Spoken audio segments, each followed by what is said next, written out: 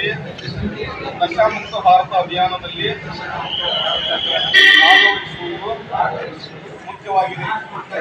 ದೇಶದ ಈ ಸವಾಲನ್ನು ಸ್ವೀಕರಿಸಿ ಇಂದು ನಾವು ನಶಾಮುಕ್ತ ಭಾರತ ಅಭಿಯಾನದಲ್ಲಿ ಒಂದಾಗುತ್ತಿದ್ದೇವೆ ಮತ್ತು ಸಮುದಾಯ, ಕುಟುಂಬ, ಸ್ನೇಹಿತರು ಮಾತ್ರವಲ್ಲದೆ ಸ್ವತಃ ನಾವೆಲ್ಲರೂ ಮಾದಕ ವ್ಯಸನದಿಂದ ಮುಕ್ತರಾಗುತ್ತೇವೆಂಬ ಪ್ರತಿಜ್ಞೆಯನ್ನು ತೆಗೆದುಕೊಳ್ಳೋಣ.